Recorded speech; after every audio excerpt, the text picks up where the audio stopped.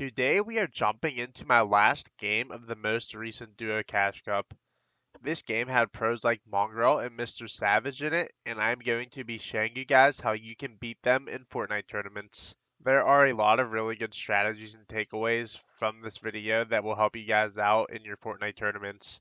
So it would mean the world to me if you guys would subscribe, turn on noties, because I will be uploading more videos like these, and I hope you guys enjoy.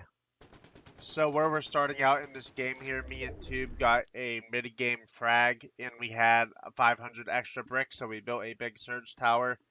And I spent the time pre-planning what if zone pulls north, what if zone pulls east, what if zone keeps pulling south.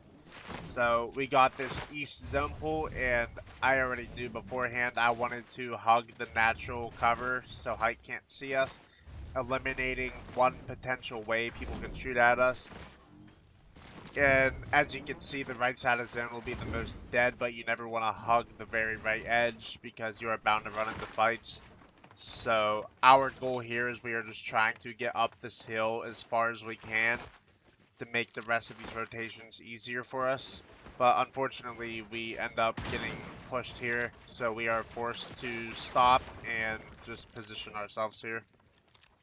Storm Surge has popped, and we are in a very good spot to look for holds and potential frags. So I am blocking off angles where we can get lobby sprayed, and I start holding players with my DMR. Picking up more Storm Surge damage for us. As you guys can see, the zone ended up pulling north, and judging from the previous zone that was in Storm, the right side will be completely free, as you guys can tell. So we start this rotation off pretty early here, popping a Nitro, and we're going to wrap right around the map, and we want to come out on the farthest north end of the zone. There is a team sitting here holding us. Unfortunately, we have to use a little bit more mats than we wanted to in heals, but it was definitely way more worth it doing this rather than going through the congestion of the left side of the zone. So we set up a crash pad knowing we can wrap all the way around this hill. And we get in pretty free, to be honest. And as you guys can see here, the northern part of the zone, the northwest, that is completely free. Again, because it was in the storm, so I confirmed nobody was in that tower. And we set up another crash pad, and we start our rotation.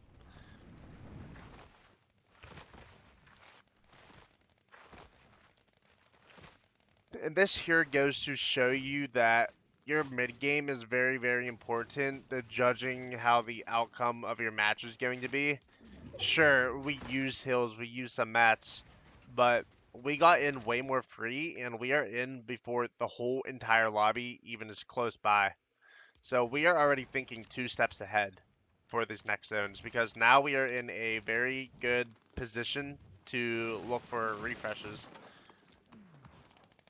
So we're looking back, kids coming right at us because we are in one of the best positions, and 2 boxes won.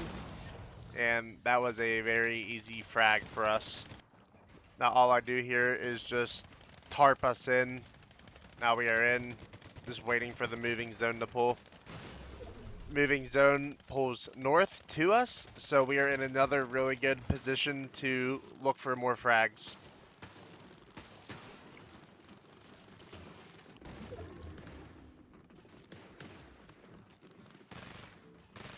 As you can see here, we are just kind of waiting for people to run past us, looking for potential refreshes, but nobody has, so we set up a crash pad and we go to front side zone. We see low ground is pretty congested, so I make the call to go up a layer, and we got kids on this wall, so I tell Tube to pressure it while I cut them off. So now we are in a very good position.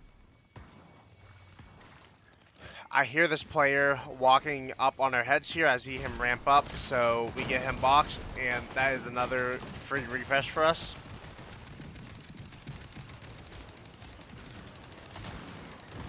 We have a lot of materials now, and we are going to go back front zone.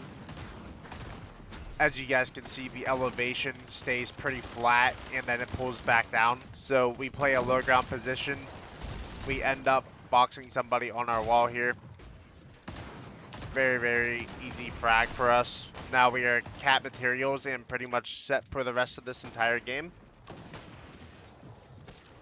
So I am just trying to keep the low ground here.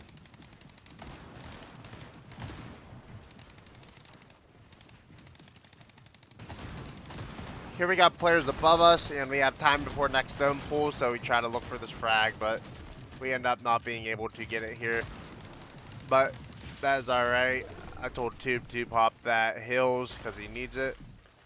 And we're going to start going in on this right side of the zone.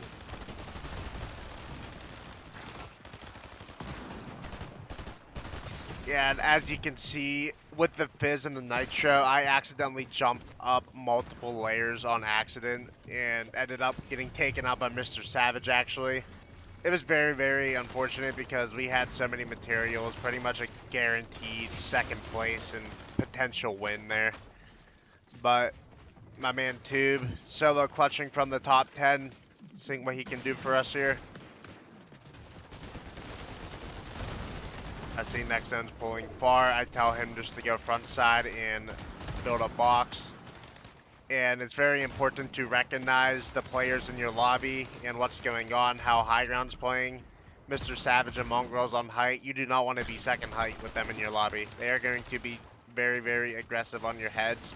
So it's very good to know how to read how high ground is playing if you're playing a mid ground position. So yeah, we finished out that game top 5, but there was some very, very good rotations in that mid game that set us up to get that placement. I appreciate you guys. I hope you found this helpful, and I will see you in the next video.